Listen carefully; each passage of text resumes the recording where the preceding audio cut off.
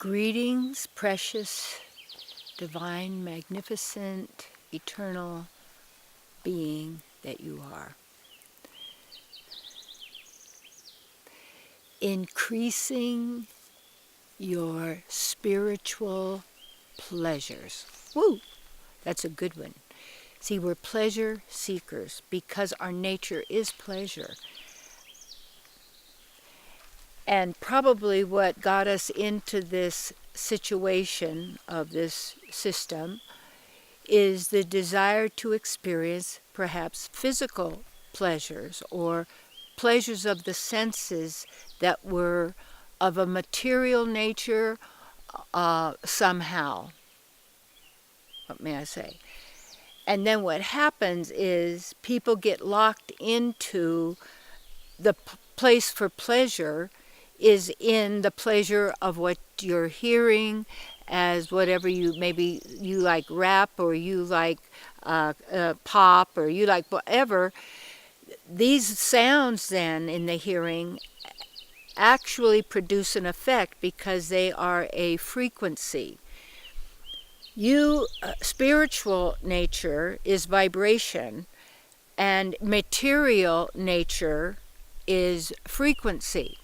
So when we shift our center, our source of pleasure from ourselves, which is we all have the same super soul, you might say, we call God within, but actually we're within and part of the divine, however, inhabiting this particular reality, this body and such, and experiencing these physical senses.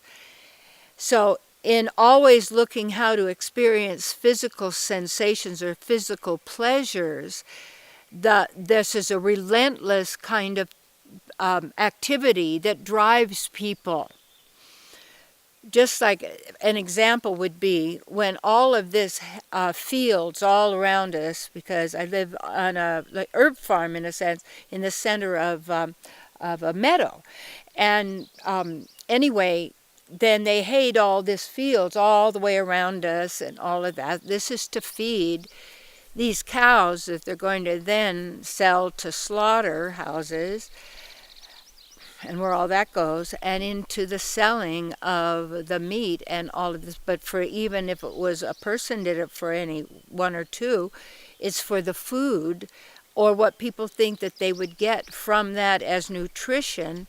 And I look at all the work, all the effort, all the time, all the energy, all of this that would be produced when there's other ways, such as drying fruit or such.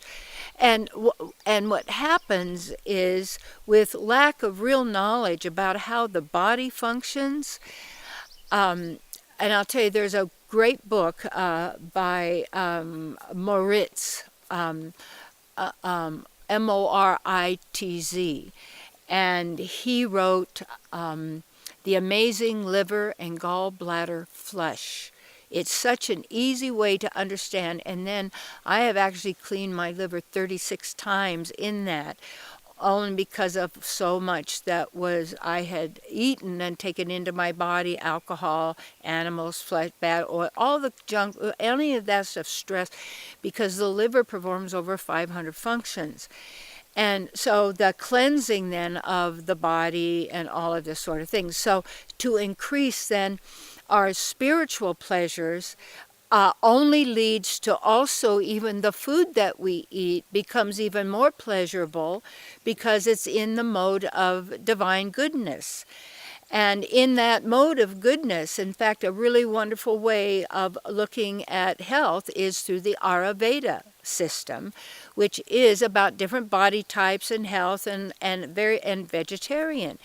It also looks at meat as milk, and whole, obviously raw milk from healthy cows is very good. People have had that for years and years and years.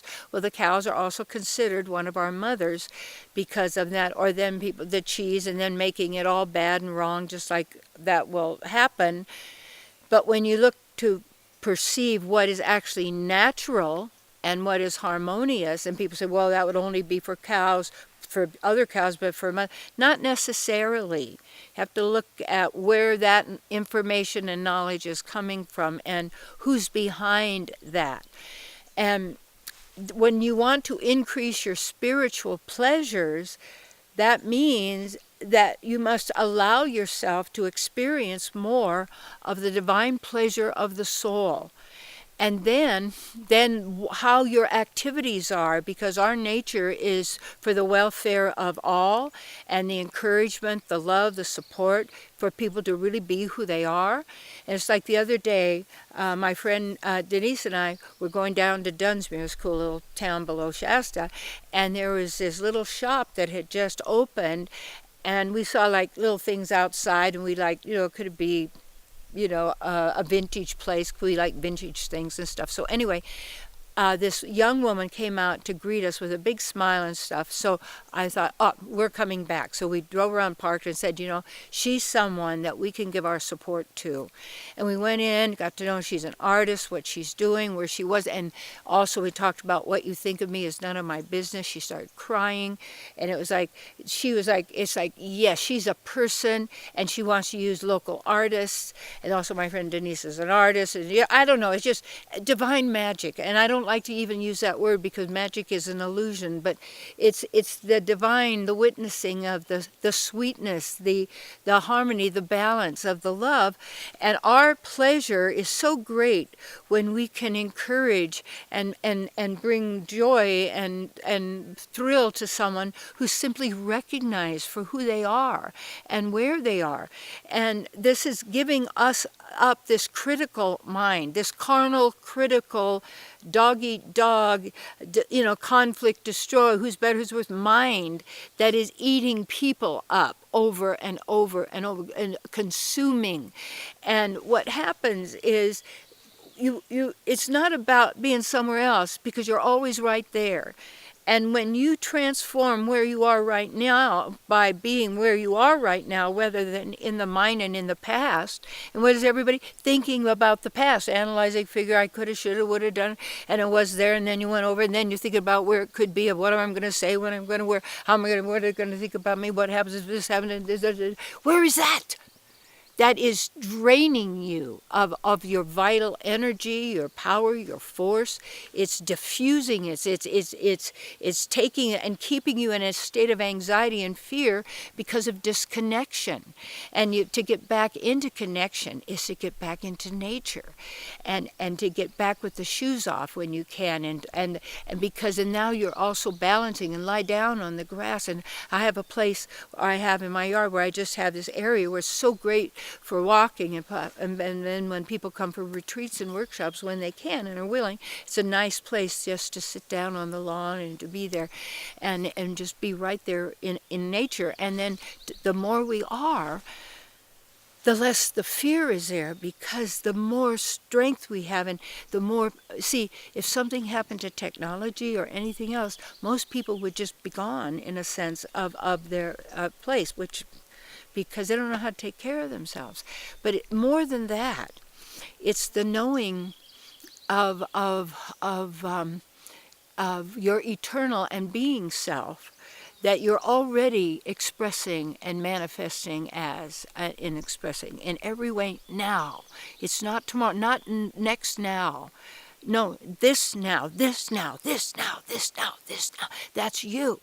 And when you do that and you're there, and you get yourself there, and to be quiet in nature and turning off all these electronics and getting yourself away from this system of complete absorption in the electronic world. And also then it becomes all of this to own your own self and power. And that's what I do working on that for retreats and workshops here, or counseling over the phone, teaching, coming to workshops up here at Shasta.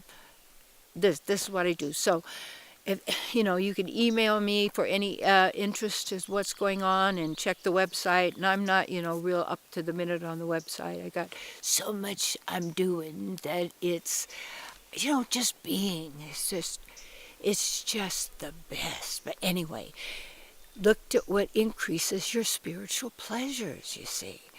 and allowing yourself. It's the pleasure of the soul, love of the divine, love of God within, which is truly love of yourself, but it is the self that we all have, super self, which is who we are and is our loving. Last night I was just like sitting and just going into this state of what it is to love the divine, the being, the presence, the person. Yes, the greatest pleasure. Pleasure of the soul.